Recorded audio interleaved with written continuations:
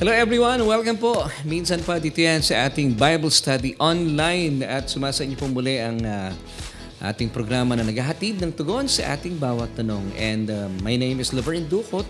Ito nga po ang solution with yours truly, with Laverne Ducot. At dahil ko po na ako po ay patuloy niyong samahan mula ngayon hanggang mamaya at sa medyo mahaba-habang minuto tayo po ay sabay-sabay na matuto. At maraming salamat po sa mga awiting atin na pakinggan. Of course, ang unang awitin po nating ibinigay sa inyo kanina ay mula sa panulat ni Mr. Mario Laharca, ang minamahal ka ng Panginoon mula sa Papuri 22. At sinundan po yan ng isang napakagandang awiting palagian pong nire-request po sa atin. Dito sa ating programa, isang awiting sinulat ni Brother Joel Rayo, ang Jesus, aking sandigan, na inawit po sa atin ng Solution Worship na naghatid sa atin sa oras na 8 minuto makalipas ang ikapito ng gabi. At tayo po ay we're coming to you live. Dito po yan sa aming church studio at salamat po dahil kasama namin kayo at binabati natin lahat na ating mga kababayan sa buong Pilipinas, Luzon, Visayas, and Mindanao at sa lahat po ng mga kaibigan din po natin, mga nag-aaral at mga kaklase natin sa labas naman po ng Pilipinas. At kung kayo man po ay nasa ibayong dagat, maraming salamat dahil even po yung mga kababayan natin na madaling araw po sumasa kanila ang ating programa via Facebook Live ay talaga namang sinasamahan tayo. Kaya maraming salamat. Special thank you sa mga kapatid natin sa ibayong dagat na talaga namang hindi po nila ipinagpapaliban ng pag-aaral ng salita ng Panginoon. And bago po tayo magtuloy-tuloy sa ating pag-aaral, gusto ko muna pasalamatan ng mga kaibigan namin, mga nakaalala at napakarami pong bumati sa ating ipinagdiwang kamakailan lamang nitong actually yung aming anniversary. For those who are asking me, hindi po talaga Saturday, it was April 18. At medyo dinelay na lang po namin dahil tayo po ay ginugunita po natin ng mahal na araw yung Biyernes Santo. Kaya minabuti po namin na pasalamatan ang mga nagpipray for us.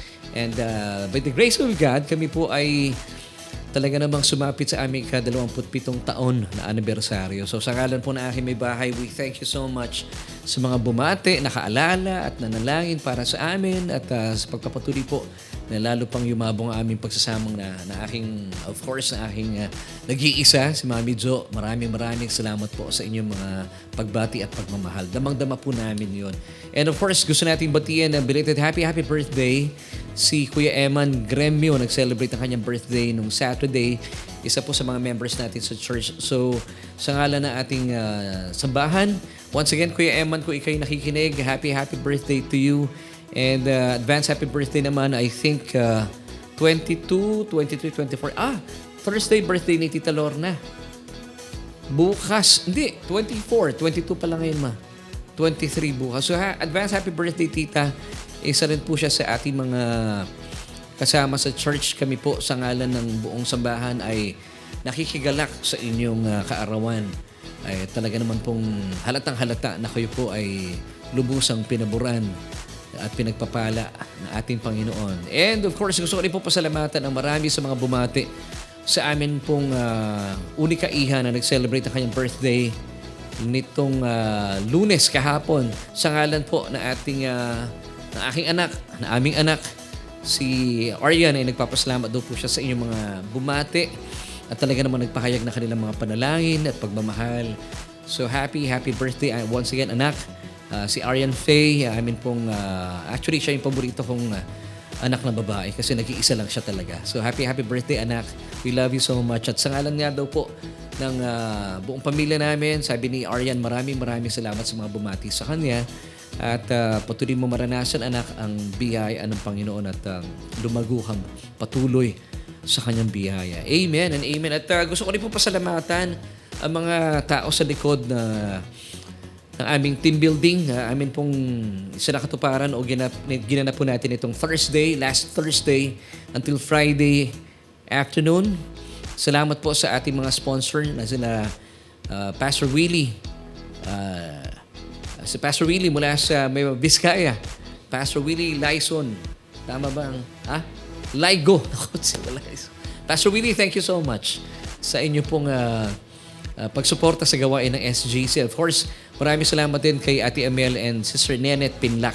Sila po ay kabahagi pa rin natin at talaga naman pong sila ay sumuporta sa ating gawain. Of course, maraming salamat din sa aking nag-iisang kapatid, paborito kong kapatid, si Ate Jazz. Salamat sa iyong suporta. Sino pa ba? Baka may nakalimutan ako. Of course, si Kuya Aves. Maraming salamat. Si Kuya Aves talaga namang napakagalante nito sa gawain ng Panginoon. And of course, salamat din kay Ate Ana Manalastas at kay Kuya Ewat for supporting us. At binigyan nila ang kanilang suporta sa ating team building. Of course, kila Brother Ruel na nag-birthday last Wednesday. Happy birthday, Brother Ruel Paganpan and Sister Marisa. Maraming salamat po for being a support sa atin pong team building na ganap itong Thursday until Friday afternoon. Meron ba nakalimutan pang sponsor natin? Wala na. So maraming salamat po mula sa aming puso. At of course, si Tita Dora. Ano apelido ni Tita Dora? Sonza. Yan, happy hindi niya birthday. Thank you, Tita Dora, sa iyong pagsuporta sa ating team building. And binabati natin mga kasama natin tonight. Of course, kasama natin si Ate Jackie, sila Kuya Makoy. Salamat kay Ate Ina Mangila. Hello, good evening po sa inyo. Kay Brother Fidel Gabiola. Maraming salamat po for joining us tonight. Sister Edna Magalong at binabati natin, of course, si Kuya Andy. Dyan sa saan ba siya? Sa South Korea? Hindi, ano? Si Kuya Andy? Sa Kuwait. Pinagpapalit-palit ko na yung mga location nila. Yan, maraming salamat. Of course, mabiyayang gabi din po sa inyo. Pastor Willie Laigo, nandyan din sila. Sister Sally and Brother Joel Rayos. Si Brother Joel po yung sumulat ng song natin kanina. Ikaw ang aking sandigan. And magandang gabi din po kila Sister Andeng San Andres, Sister Nika Encarnacion, at sila Brother Ber Lawrence Cuevas. Magandang gabi po sa inyo. Binabati rin natin Sister Mylene de la Cruz Gale and Sister Norma Vitalis, of course. Binabati rin natin si Brother Philip na nasa iba yung dagat. Hindi ko na babanggitin kung nasaan. Basta siya ay nasa Taiwan. Salamat, Brother Philip, for joining us. Sister Gigi Cristobal Mendoza, binabati rin natin. Si Brother Ariel Herrera, magandang gabi po sa inyo. Binabati rin natin. Sister Ruth Samulde. And of course, si Sister Beth Dimla. Nanonood din. Kasama natin si Brother Ewat Manalastas, ang butihing hobby ni Ate Ana. At binabati rin natin, good evening po, kay Sister Becky Amber Nidea. Nandyan din si from Aba, Saudi Arabia, Pototokos Loft. I hope na nabanggit ko po ng tama inyo pong names. Thank you po for joining us tonight. Sister Celes Bernabe Caniete, isang mapagpalang gabi rin po sa inyo. Maraming salamat. Sister Lily Rosel. Nandyan din si Brother Antonio Adarlo Baliwag. Salamat po sa inyo. At kayo po'y kasama natin tonight. Sister LB Dabak at Sister Veronica Estrada, good evening po sa inyo. Pinabati rin natin of course, mula sa Qatar, si Sister Mylene Magadia and of course sa kanyang buong pamilya. Maraming salamat po. At sa atin pong pagpapatuloy, ang atin pong message for tonight is entitled, What Happens When You Die? Of course, dito lang po yan sa inyong programang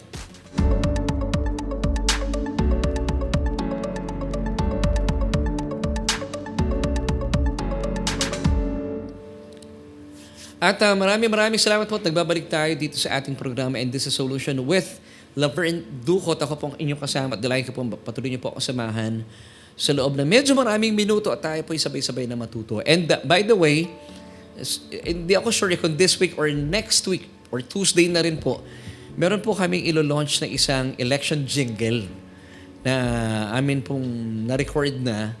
Ito po isang magandang paalaala po sa atin. Of course, as election is fast approaching, come May 12, tayo po ay lalabas. Dapat tayo lumabas sa ating mga tahanan at bumoto. Ito po yung ating responsibilidad at isa pong napakagandang pagkakataon para ipakita po natin ang ating kalayaan. Pumili na atin pong iluluklok sa posesyon. At meron kaming ginawang song, meron po akong isinulat na awitin. Ang title po nito ay Halalan na Naman.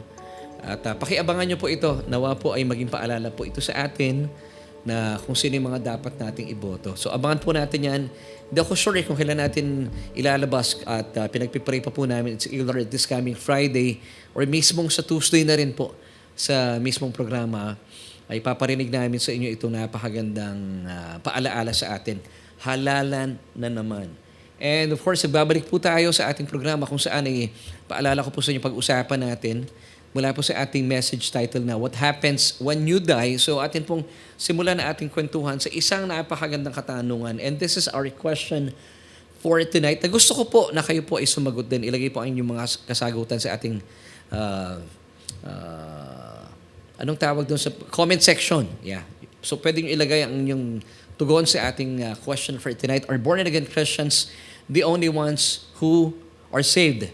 Sa Tagalog, mga born-again Christians lamang ba talaga ang mga maliligtas? So what do you think? Ano pong inyong saloobin? Ano pong inyong paniniwala? You may give your answers sa ating comment section. Alam niyo po, nitong mga nakalipas na panahon hanggang sa ngayon, kamakailan lamang po, of course, alam naman ng marami sa atin, nitong April 12, ay pumanaw na po ang Asia's Queen of Songs na si Miss Pilita Corrales. Hindi ko maipagkakaila at marahil magugulat kayo. Alam niyo, gustong-gusto kong kumakanta si Miss Pilita Corrales dahil ang nagpakilala po sa akin, sa kanya yung aking mami nung siya'y nabubuhay. Kasi mami ko rin po ay umaawit. Parehas silang, mami ko kasi koloratura, hindi ko alam kung soprano rin yata itong si Miss Pilita Corrales, and appreciate ko yung kanyang mga kinakanta at yung kanyang estilo ng pagkanta.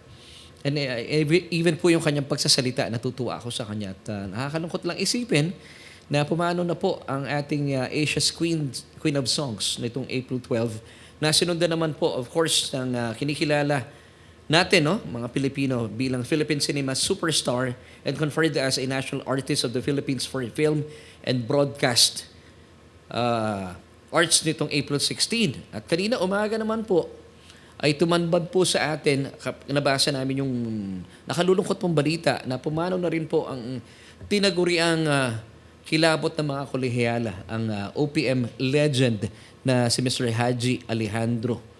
So sunod-sunod, no, kung isipin natin, sunod-sunod po ang mga namamatay ng mga kilalang tao. And of course, kahapon, nabalitaan din po natin na sumakabilang buhay na rin po si Pope Francis ayon sa Vatican. At dahil po sa mga sunod-sunod na mga pangyayaring ito, gusto kong samantalahin ang pagkakataong ito na pag-aralan po natin at alamin natin ano ba ang mangyayari kapag ang tao po ay sumakabilang buhay. At gusto kong bigyan natin ng tugon yung ating question for tonight. What happens, ito yung question natin, what happens when you die? So alamin din natin na paalala rin po at alamin natin ang tugon sa ating katanungan. Are born-again Christians the only ones who are saved? Mga taong pinanganak na muli lang ba talaga ang maliligtas? So ito yung aalamin natin. And of course, babasa din po natin ating diskusyon sa ating title na What Happens When You Die? Sa atin pong pagsisimulaan ng pagtalakay, mainam po na maunawaan po natin na may dalawang uri ng mga tao. At sabi nga po ng Biblia, may mga taong talagang sasakabilang buhay o papanaw. At ang nakakatuwa po, sa mga mananampalataya, silang may mga relasyon sa ating Panginoon Hesukristo. Tinatawag natin itong merong life after this life. Dahil ang Biblia po, lalo tigit sa Bagong Tipan, ang turing sa mga mananampalataya kapag sila po ay sumakabilang buhay, sila po ay natutulog laang or natutulog lamang. Pero sa mga taong wala pong relasyon sa Panginoong Hesukristo, ang masakit na katotohanan ay mararanasan po nila yung tinatawag na death after death. Kamatayan makalipas sa kanilang kamatayan. At sila po ay tinuturing na pag sumakabilang buhay ay talaga mararanasan ng kamatayan. So, nasaan po kayo doon? At ito po ipagyayamanin natin sa ating pagpapatuloy na ating diskusyon sa gabing ito. At pangkaraniwan po sa ilang mga tao, ito po yung aking observation na nakakalungkot. Lalo tigit pag sumasapit po ang pagpapalit ng taon, nagkakaroon po tayo ng mga pagpaplano kung saan tayo magbabakasyon, kung saan sila pupunta sa mga buwan na darating. Usually, mga Pilipino mahilig sa Boracay or sa ibayong dagat. Pupunta sila sa Singapore, sa Japan, sa Hong Kong, sa Italy, at sa iba pa mga tourist destination. Ang nakalulungkot po talagang katotohanan, bakit hindi natin napapagplanuhan kung saan tayo pupunta makalipas ng buhay na ito. Na kung tutuusin, ito po yung pinaka-importante na dapat nating binibigyan ng tuon at binibigyan ng pansin. Kung saan tayo pupunta makalipas ng buhay na ito. Isip niyo po ba yon? Bagaman gaya ng sinabi ko kanina, talaga namang planadong-planado ang tao. Hindi lang siguro mga Pilipino, gayon din ang ibang mga lahi. Ay talaga namang pag dumating po ang mga panahon, lalo tigit gaya ng sinabi ko kanina, pag nagpapalit ang taon, sabihin nila, next year, pupunta ako sa ganitong bansa. Alam na nila yung kanilang pupuntahan, especially mga sikat na tourist destinations. Pero nakalulungkot isipin, hindi natin pinagpaplanuhan at hindi binibigyan ng tuon ng mga tao kung saan sila tutungo makalipas ng buhay na ito, na kung saan ay ito pa naman talaga ang dapat pinagpaplanuhan. Kasi nga siguro meron po iba nagsasabi na hindi natin alam kung saan tayo pupunta. Diyos lang ang nakakaalam. Hindi po totoo yun. Hindi po totoo yun. Kaya po ibinigay ng Diyos ang kanyang salita para malaman din po natin kung saan tayo tutungo makalipas ng buhay na ito. Alam mo, dahil po sa aking ding obserbasyon ito mga nakalipas sa panahon, parang paigsi na paigsi ang buhay ng mga tao. Kaya naman siguro sinasabi na marami po sa mga kababayan natin and even ng iba't ibang mga lahi sa buong mundo that life is short. Nung araw sinasabi na ng mga tao yan, pero ngayon, lalong umigsi dahil sinasabi na ng marami sa atin, life is too short. Ito rin po ang sabi ng Biblia in Psalm chapter 90 verse 10 na karaniwan kung titignan natin, of course, si Miss Melita Corrales, mas mahaba yung buhay. Si Miss Nora Honor, I believe she was 71. Kasi 71 lang yata niya. And si Mr. Haji Alejandro ay 70 years old. Sabi po ng Psalm 90 verse 10, the days of our lives are 70 years, and if by reason of strength, they are 80 years. Sabi ng Biblia, ang buhay po ng tao ay tumatakbo lang sa 70. Kapag ikaw ay pinapalad, ito ay nadaragdagan ng another 10 years. Alam niyo po itong Psalm 90 ay ito po yung kung saan naglalakbay ang mga Israelita at meron silang nasusukuban sila nitong sense of guilt and condemnation kasi ang paniniwala nila being under the old law-keeping covenant, galit sa kanila ang Diyos. Pero tayo po mga nasa biyaya, talaga I believe hindi po para sa atin ang talatang ito. Dahil tayo po ang mga taong nasa biyaya, pinahahawakan natin ng Psalm 91 naman, verse 16, with long life. Amen. Paano natin matatagpuan ng long life? He will satisfy us by looking unto God's salvation. That's Psalm 91 verse 16. Now, yung word po na salvation in that passage, in Hebrew, it's Yeshua. So if you want to live long and satisfying life, gusto mong maranasan ng buhay na mahaba, kasi may ibang buhay na mahaba pero hindi satisfying. Pero kung gusto mong maranasan ang mahaba, ang buhay na talaga namang satisfied ka, all you have to do, just focus your eyes unto God's salvation according to Psalm 91 verse 16. Yung Psalm 90 po, hindi para sa atin itong mga mananampalataya. Ang Psalm 91 ay para po sa ating mga mananampalataya na nasa ilalim ng biyaya. Dahil ang sikreto, pagmasdan mo ang kaligtasan ng Panginoong Diyos. And the word salvation in that passage in Hebrew ay Yeshua. Do you know who's Yeshua? It's Jesus Himself. So ang sikreto natin, huwag kayong tumingin sa mundo. Iigsi ang buhay nyo. Focus natin ating mga mata sa kaligtasan ng Diyos, who is Yeshua Himself, Jesus Himself. Amen and amen. So, going back po sa pinag-uusapan natin, tunay nga po na dapat nating pinagpaplanuhan, hindi lang yung ating pagbabakasyon. Hindi lang yung pagpunta natin sa Boracay, Singapore, Japan, sa Europe, sa Italy, saan pa ba? Sa United States. Hindi lamang po yun. Of course, maganda rin po nagpaplano tayo doon. But ang pinaka-importante pa pagplanuhan natin, saan tayo tutungo after this life. Amen. Dahil ayon po mismo sa Biblia in Hebrews 9 verse 27, "And as it is appointed for men to die once, but after this, the judgment." So ang talata po ito ay pangkaraniwang binabasa sa mga wake service. Well, this is good news naman po talaga. Na may mga tao, I believe, even mga mananampalataya, dalawang uri din po mananampalataya. Silang mararanasan po ang pagtulog o yung pagpunta sa kabilang buhay, pero meron din po mga mananampalataya na mananatili at sila po ay mararanasan nila yung tinatawag na rapture of the church. And I pray in the name of Jesus, I claim, kasama po tayo sa rapture generation. And if you believe this, if you want to be part of this, by faith, pakilagay po sa ating comment section, Amen. Lagay niyo sa comment section, I'm part of the rapture generation. Once again, lagay niyo po, Amen, I'm part of the rapture generation. Amen. So once again, let's read Hebrews 9 verse 27. "And as it is appointed for men to die once, but after this, judgment." Alam niyo po, para po sa mga taong may relasyon kay Kristo, maganda po talaga, mararanasan po natin yung life after this life. Kung sakali pong kayo po ay sa kabilang buhay, na bilang mananampalataya, nararanasan mo ang buhay.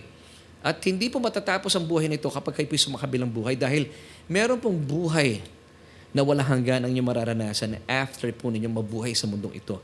Pero hindi po mabuting balita ito sa mga taong walang relasyon sa Panginoon. Dahil kapag kayo po ay namatay sa mundong ito, ay mararanasan niyo po ang tinatawag na kamatayan at ang kamatayang ito ay mas matindi.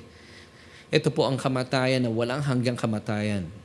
Dahil kayo po ay walang relasyon sa Panginoong Jesus, wala po kayo sa piling ng Diyos. Ito po ang naisin nating paalala sa atin at ipaalam sa inyo para sagutin din, alamin natin what happens after you die. So totoo po bang mga born-again Christians lamang po ang makapupunta sa kaharian ng Diyos? And once again, let's go back to our question. Ito yung question natin na marami nagtatanong sa akin, are born-again Christians the only ones who are saved? Now, para po tuwiran nating sagutin ang ating katanungan, talaga ba mga born-again Christian lang, Laverne, ang makapapasok sa kaharian ng langit? So what do you think? Pakilagay po sa ating comment section. Talaga ba mga born-again Christians lang ang makakapasok at maliligtas para makasama ang ating Panginoong Hesukristo? So what do you think? Pakilagay sa ating comment section. Yes po ba or no? What do you think?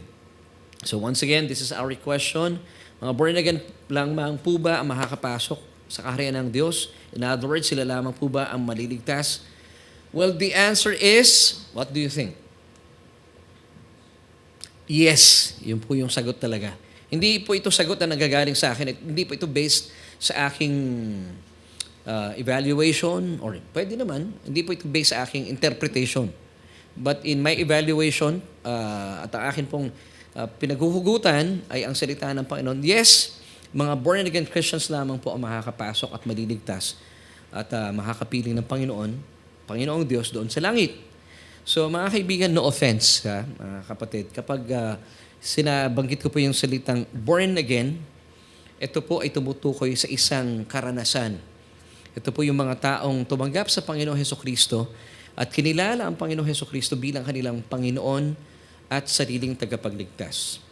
Hindi po natin pinag-uusapan dito na pangkaraniwang nalalaman ng mga Pilipino pag sinabing born again, ano yan? Relihiyon yan? O organisasyon o samahan? Hindi po. Hindi po yun talaga. Ang born again po, as I've said kanina, it's an experience. It's a relationship with Christ Himself na salungat po sa pinaniniwalaan ng maraming mga tao, hindi lang sa Pilipinas, kundi sa buong mundo. So, hindi po ito isang samahan, hindi po ito isang organisasyon, at lalo tigit, hindi po ito isang relihiyon. Dahil ayon po sa John chapter 3 verse 7, "Do not marvel that I said to you." Sino po nagsasalita dito? It was Jesus Himself. Sabi po niya, "You must be born again." Now, why did Jesus say sa talatang ito, "You must be born again"? Now, kung titignan niyo po yung John chapter 3 verse 7, hindi ito basta statement, it's an imperative statement. Ano po ibig sabihin imperative? Ang imperative po, it's a forceful command. Talagang ipinipilit na dapat ito lang yung gawin mo. Wala ka ng ibang alternatibo. kailangan pong gawin ito. You must be born again. Dahil according po sa verse 3 ng John chapter 3, talaga pong mga mananampalataya, mga born-again Christians lang ang mga maliligtas. So once again, no offense, mga kaibigan at mga kababayan, pag sinabi natin born again, hindi po ito organisasyon, hindi po ito relihiyon, lalo tigit. Hindi po ito samahan, ito po isang karanasan, isang relasyon, pakikipag-ugnayan sa ating Panginoong Hesukristo. John chapter 3 verse 3, Jesus answered and said to him, "Most assuredly, I say to you, unless one is born again, he cannot see the kingdom of God." Now, talon po tayo sa verses 5 until 6, still with chapter 3 ng John. Jesus answered, "Most assuredly." Have you noticed yung word na assuredly? Tinitiyak ko sa inyo, sabi ng Panginoon Hesukristo. I say to you, unless one is born of water and the Spirit, he cannot enter the kingdom of God. Verse 6, that which is born of the flesh is flesh, and that which is born of the Spirit is Spirit. So maliban po na ang tao po ay maipanganak na muli. Tayo po, ipinanganak tayo, yung first birth natin, pinanganak tayo sa laman. Na kapag ang tao po ay hindi po naipanganak na muli, isang beses lang siya ipinanganak, sabi po ng talata o mga talatang ating nabasa, hindi po siya makakapasok sa kalangitan. Ibig po nitong sabihin, kailangan po na maranasan ng bawat tao na siya ay maipanganak na muli o born again. Sa mga theologians po, ang tawag nila dito ay regeneration. Isang, of course, it's a theological term for born again. Now, let me give you, ba't kailangan nating ma-born again? Dahil po bilang mga tao na namana po natin yung kasalanan ni Adan. Ba't naman nagkasala si Adan nang siya po ay sumuway sa utos ng Diyos na kinain po ang pinagbabawal na bunga mula sa ipinagbabawal na punong kahoy. Basahin po natin Romans chapter 5 verse 12. Therefore, just as through one man sin, yung pong one man dito referring to Adam himself, entered the world, and death through sin, and thus death is spread to all men because all sinned. So nakamit po natin bilang pamana sa lahat ng mamanahin, kasalanan pa. So dahil po sa pagkakamali ni Adan sa kanya pong pagsuway sa ipinag-uutos ng Diyos, siya po ay kumain ng ipinagbabawal na bunga mula po sa ipinagbabawal na punong kahoy, namana po natin ang kasalanan ni Adan. At dahil dito ay nagkasala po ang lahat ng tao. Lahat ng tao po ay makasalanan. Yun po ang katotohanan. Kaya kinakailangan natin maipanganak na muli sa Espiritu. So ang tawag po dito ng mga theologians ay regeneration. Now, Laverne, what is regeneration? Let me give you the definition. Regeneration, it's an act of God where a spiritually dead person is made alive in Christ through the Holy Spirit. So once again, church, mga kapatid, meron po tayong mga nanonood na wala pang relasyon sa Panginoon. This is good news. Hindi po aksidente na kayo po ay nanonood. And for those Christians na, alam niyo po, wala pong aksidente. Maganda pong refresher course po yung ating pinag-uusapan. So once again, regeneration, it's an act of God. So hindi po ito pagkilos ng tao. It's an act of God where spiritually dead person, tayo po ito before. Nung tayo po ipinanganak sa laman. Ito po yung ating first birth. Where a spiritually dead person is made alive in Christ through the Holy Spirit. So paano po nangyari yun? Yun po yung tinatawag na second birth natin. Nung atin pong tinanggap si Kristo, at tayo po yung sumang-ayon sa Diyos dahil kinakailangan po natin ng isang Panginoon at tagapagligtas. Doon po nagkaroon ng tinatawag na regeneration, na buhay po maguli ang ating dating patay na espiritu. Kaya po ang nabuhay na maguli sa atin, ang na-born again sa atin ay ating espiritu. Kaya naman, bilang mga born-again Christian, ang ating po mga espiritu ay buhay na. At ang banal na espiritu ng Diyos ay nananahan at mananahan sa ating born-again spirit magpakailanman. Amen and amen. Now, kapag hindi po naipanganak na muli ang isang tao, kapag isang beses lang siya naipanganak at di po niya naranasan yung tinatawag na born-again experience or naipanganak na muli, at sino mang tao po ay mananatili po sa kanyang kalagayan, patay ang kanyang espiritu, ito po ang maghahatid sa kanya sa walang hanggang kamatayan na kung saan tinatawag po ng Biblia, pupunta siya doon sa walang hanggang kamatayan sa impyerno. na sadyang nilikha po ng Diyos para kay Satanas. Uulitin ko po nilikha po ng Diyos ang impyerno hindi para sa tao. Ito po inilikha niya para sa kanyang kalaban ng Satanas at sa mga anghel ni Satanas. Pero nakakalungkot, may mga taong napupunta roon at alamin natin mamaya bakit sila napupunta roon. Sila ba'y nilalagay ng Diyos? So alamin po muna natin ang talata na kung saan nagpapatutuo at nagpapatunay na nilikha ng Diyos ang impyerno para kay Satanas at sa kanyang mga anghel. It's found in Matthew chapter 25 verse 41. Then he will also say to those on the left hand, "Depart from me, you cursed, into the everlasting fire prepared for the devil and his angels." So marinaw po ang impyerno po ay nilikha ng Diyos hindi para sa iyo. Hindi para sa kanino mang tao. Ito po inilikha niya para sa kay Satanas at sa kanyang mga anghel. Pero ang tanong, anong dahilan bakit ang tao po ay napupunta sa impyerno? Bagaman, hindi pala ito nilikha para sa tao. Kapag tinanggihan po ng tao ang napakagandang iniaalok ng Diyos sa kaligtasan sa pamagitan ng kanyang bugtong na anak na si Kristo, kamakailan lamang po ay atin pong ginunita ang Semana Santa na kung saan ay ibinigay po ng Diyos, atin pong ginugunita ang pagbibigay ng Diyos ang kanyang bugtong na anak ng kaligtasan. At sino mang manampalataya sa Kanya, sa ating Panginoong Hesukristo ay maliligtas. Sabi ng John chapter 3 verse 16, "For God so loved you that He gave His only begotten Son, that whoever believes in Him should not perish but have everlasting life." So hindi po pinipilit ng Diyos ito. Nasa inyo pong pagpapasya. Nakita niyo po kung gaano po ka-gentle ng Diyos. Hindi po siya manipulative. That whoever believes in Him, in Jesus, kung sino man maniniwala at mananampalataya, ay hindi po mapapahamak kundi magkakaroon ng buhay na walang hanggan. Kung kayo po ay tinanggap niyo ang Panginoon Hesukristo dahil sumang-ayon kayo at naniniwala kayo napakaganda ng inaalok ng Diyos, ay maliligtas po kayo. Hindi kayo mapupunta sa impyerno. Now, kung kayo po ay patuloy niyong tinatanggihan ang napakagandang alok ng Diyos na ito, hindi po ang Diyos magdadala sa inyo sa impyerno. Sino magdadala sa inyo sa impyerno? Sarili niyong pagpapasya. Kaya huwag niyo pong sisisihin ng Diyos pag dumating ang panahon na wala kayo doon sa Kanya kinalalagyan. At doon kayo sa kung saan ay wala po ang Diyos. So wala tayong dapat sisihin dito kundi po ang inyong mga sarili. But I believe kung bakit na nanonood sa ngayon, hindi po aksidente ito. God is inviting you to receive His Son, Jesus, into your lives. Amen and amen. John chapter 3, verse 7, once again, basahin po natin yung talatang ito. "Do not marvel that I said to you, you must be born again." Now, have you noticed yung pong word dito, must? It's an imperative word. Must. Kasi yung talatang ito, it's an imperative statement. Huwag kang magulat. Do not marvel that I said to you, you must be born again. Now, pag sinabi natin must, ito po ay pag sinabing sa Tagalog, must, no? Imperative statement, forceful command. Ibig sabihin, wala ka nang pwedeng gawin. Hindi siya alternatibo. Ito lang talagang kailangan mong gawin. At tinignan ko po ito sa diksyonaryo, sa Oxford Languages. Pag sinabing must, be obliged to. Should, expressing necessity.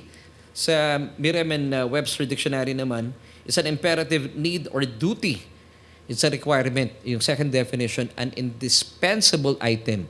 Ibig sabihin, very essential. Amen.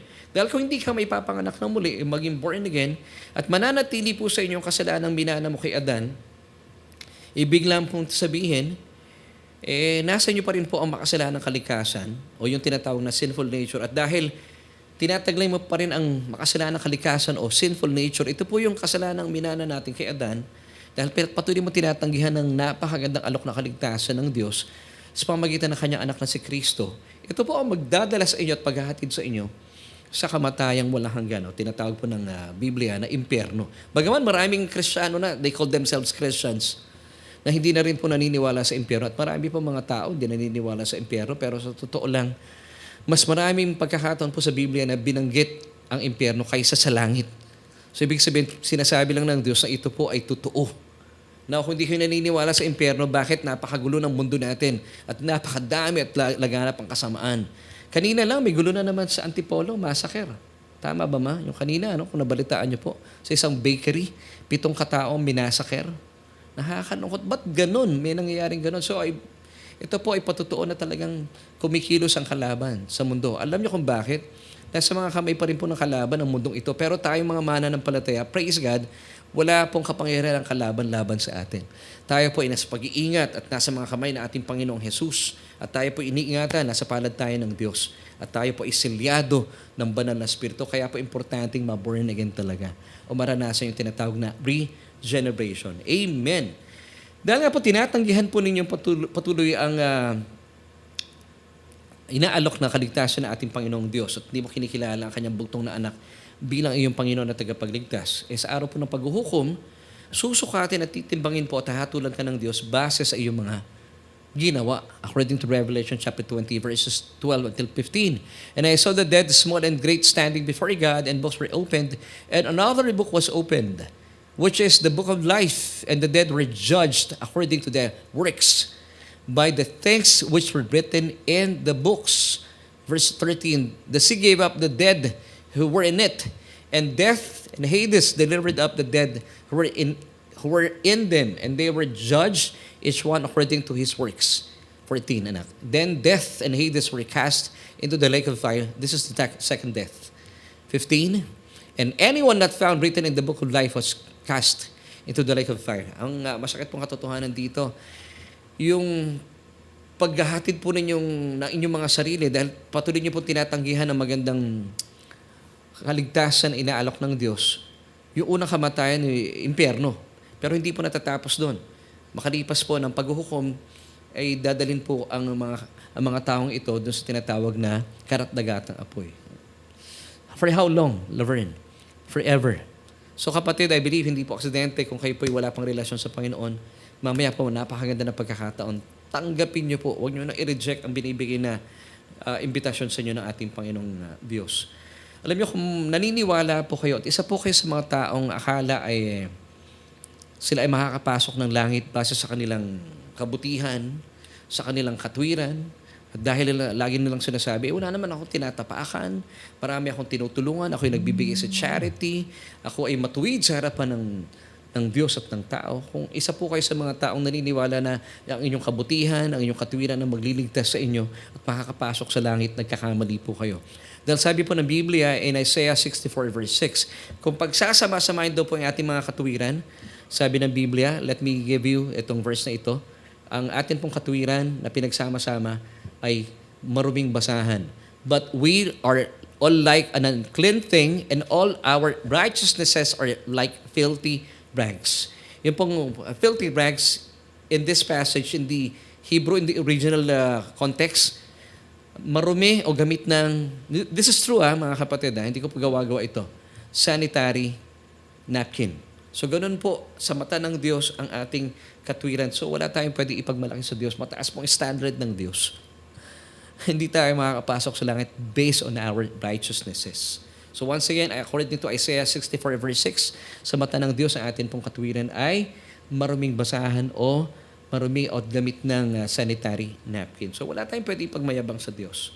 Amen and amen. So since hindi po talaga aabot sa standard ng Diyos ang ating kabutihan at katwiran, ang pinakamatalino at simpleng desisyon na dapat mong gawin ay tanggapin po ang ating Panginoong Jesus. Dahil siya lamang po ang may kakayahan at kapangyarihan na iligtas ang isang katulad mo at bigyan ng buhay ang iyong patay na espiritu dahil minana mo ang kasalanan ni Adan. Amen. John chapter 1 verse 29. Ito po ay para sa mga baguhan, sa mga katutunin lang o marahil kayo po ay pag-alaman niyo po ang ating programa. At para naman po sa mga dati na natin kasama, ito po i-review na lang. Importante po maintindihan natin to. John chapter 1 verse 29 tells us, the next day John saw Jesus coming toward him and said, behold the Lamb of God who takes away the sin of the world. Kaya po naparito ang Panginoong Jesus. Meron siyang ginawa at meron siyang tinanggal. Now take note of the word sin. In this passage, singular. Yung pong word na sin sa Pilipino and even sa English, ang kaisipan natin, laging verb o pandiwa. But in this case, in this context, yung pong word na sin, kasi sa wikang Griego, and ang New Testament was written in Greek, napakayaman po at meron pong gustong ipahatid sa atin kung ano yung sin na inalis ng Panginoon Jesucristo sa pamamagitan ng kanyang kamatayan sa sino mang taong mananampalataya sa kanya. So let's go back to the Text John chapter 1 verse 29. Because behold the Lamb of God who takes away the sin. So ano po yung word na sin dito? In Greek, dalawa pong kilalang Greek word for sin. The first one is hamartia. Ang iba tawag dito ay they breed it as hamartia. It's sinful nature, yung noun. Ito yung minana natin kasalanan kay Adan. Yung ikalawa, hamartano, it's the sinful deeds or sinful acts. This is the verb. For example, pag nanakaw, pangangalunya, bubutol, pagpatay, ito yung mga pandiwa. Now, yung hamartia ay pangalan or noun. Ito yung makasalanan kalikasan. So, ano po sa tingin ninyo, para po sa mga baguhan nating kasama na ating programa, ano sa tingin ninyo yung tinutukoy na sin sa John chapter 1 verse 29? Is it hamartia or hamartano? Pakilagay po sa ating comment section. Let's go back to the verse once again. John chapter 1 verse 29. Behold the Lamb of God who takes away the sin of the world.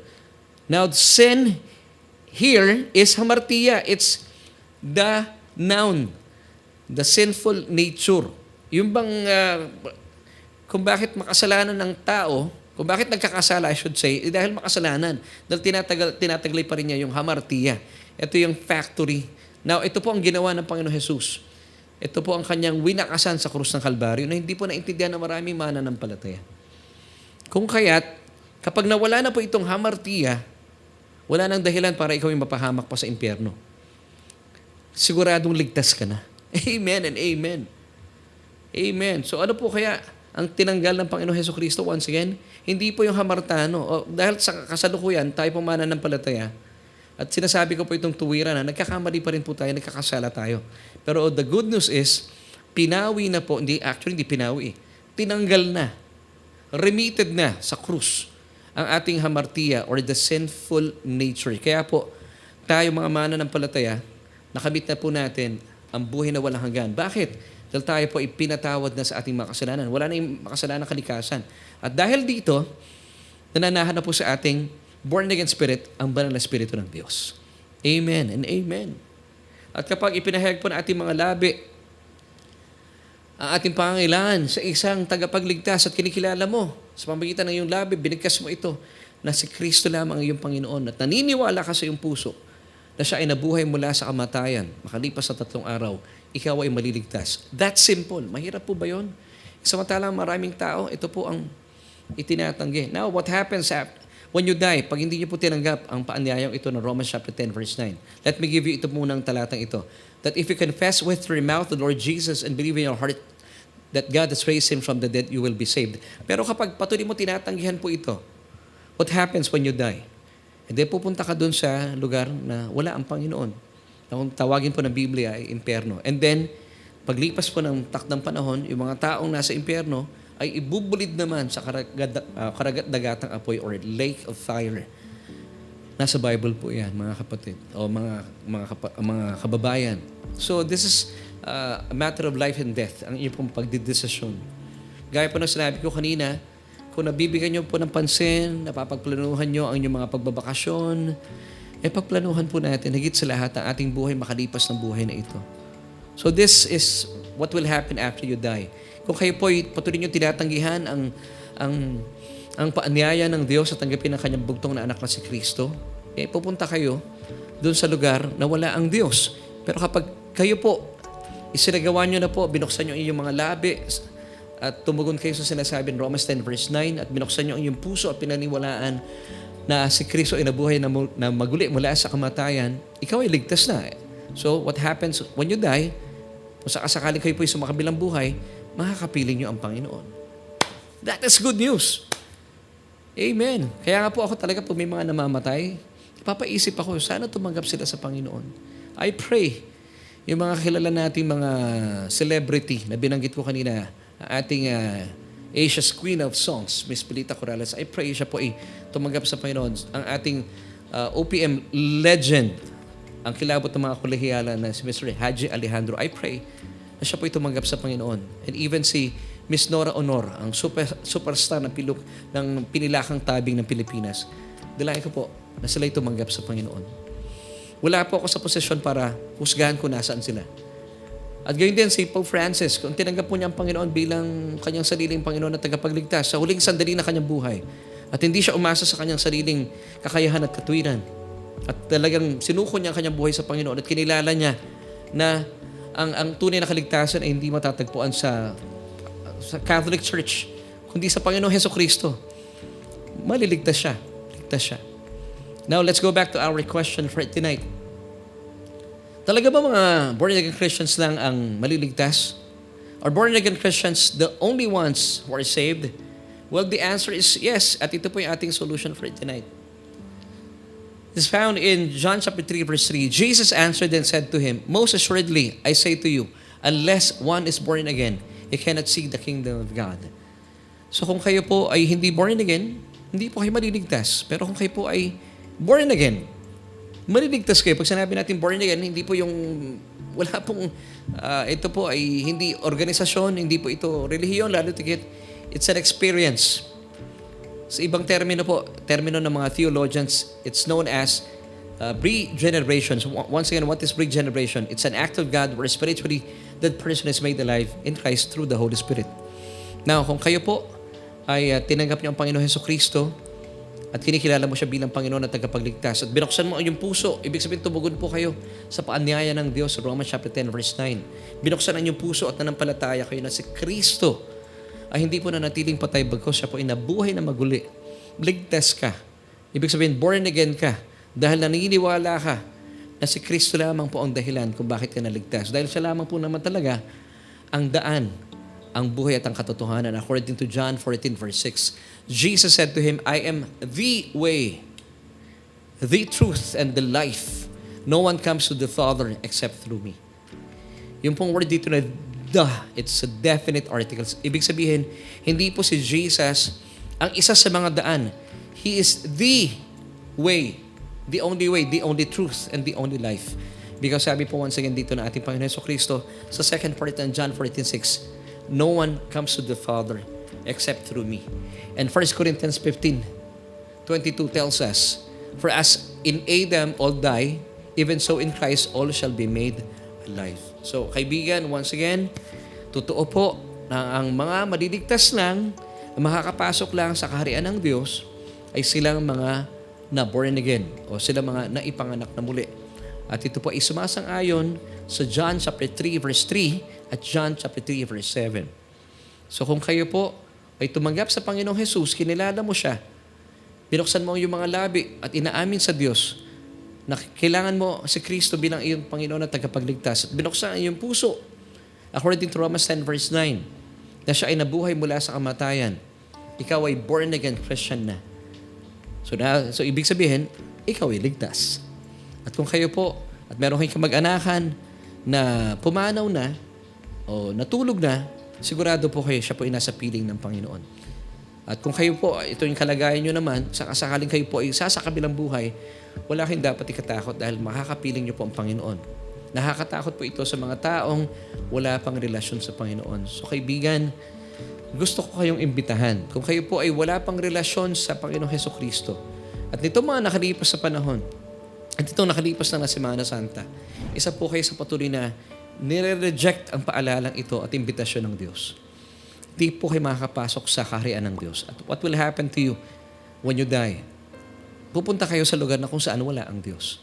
Pero I believe na nanonood ka ngayon, hindi po aksidente na kayo po ikasama namin. So I would like to invite you to accept and receive Jesus as your Lord and Savior. Once again, sabi from Romans 10 verse 9, that if you confess with your mouth the Lord Jesus Christ and believe in our hearts that He was raised by God after 3 days from the dead, you shall be saved. So all you have to do, just pray this prayer with me. Magpipray po tayo, magpipray ako.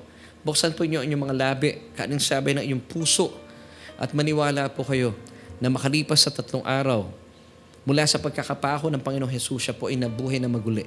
Ikaw ay maliligtas. That's simple. So let's pray. Pray this prayer with me. Sabihin niyo po ito mula sa inyong puso. O Diyos, kinikilala ko po ang aking sarili na walang kakayahan para iligtas sa aking buhay.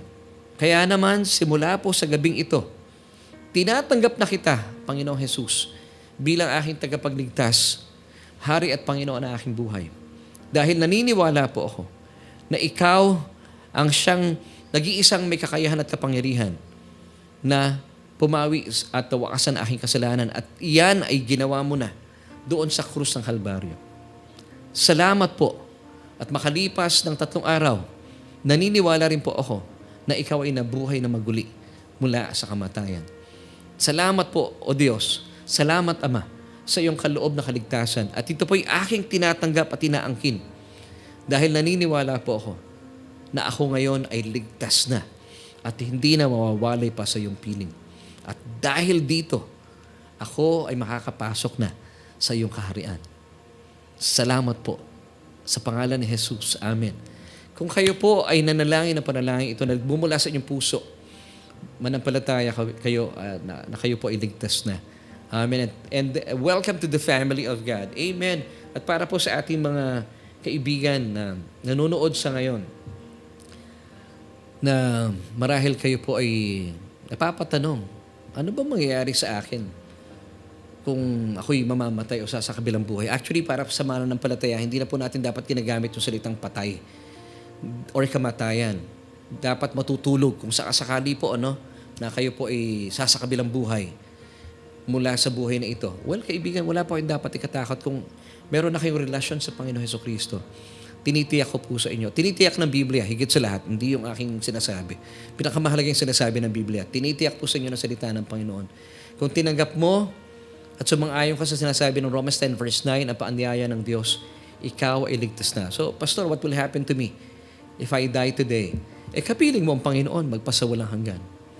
At kung sakasakali naman, at hindi pa dumating ang Panginoon at matagpuan kayo ng Panginoon na buhay pa at nag-rapture, definitely, you will go up. Kasama ka sa mararapture. Kasama po tayo doon. Amen. So wala tayong dapat ikatakot. Ang papel na lang natin sa buhay na ito, magkaroon tayong responsibility na ipamahagi ang mabuting balita ng Panginoon. So dalangin ko po na i-share niyo po yung ating broadcast for tonight. Lalo tigit, ang daming namamatay. At maraming tao rin po ang napapatanong at natatakot para maibsan po ang kanilang takot at sa pamamagitan po na ating pagtalakay sa ating programang ito, magkaroon po sila ng pagnanasa na tanggapin ng Panginoon. So kaibigan, kapatid sa Panginoon, maraming salamat po for being our kaagapay sa ating gawain. And I'd like to pray for you. O Diyos, maraming salamat po sa kapatid na ito dahil marahil sa mga nakalipas na araw, sa sunod-sunod po nangyayaring kamatayan ng mga kilalang mga personality sa aming bansa ay nagdulot po ito ng takot sa ilan naming mga kapatiran. At gayon din po, maraming salamat din dahil sa mga pangyayari po ito ay nagkakaroon din po ng tanong ang ilan sa mga kababayan namin na wala pang relasyon sa inyo. At dalayan ko po na maging dahilan na aming programa para sila rin po ay tumugon sa inyong paanyaya. Sa paanyaya ng Romans chapter 10 verse 9 na magkaroon po sila ng napakaganda at makasaysarang relasyon sa Panginoong Jesus. Nang sa gayon, hindi na po sila mangangamba makalipas ng buhay na ito. Salamat po, O Diyos, na ibinigay mo yung bugtong na anak para mamatay at magdusa para po sa katubusan ng aming mga kasalanan at para sa aming kaligtasan. Purihin ka, O Diyos. Ito po aming panalangin sa matamis sa pangalan ng aming Panginoong Jesus. Amen at amen.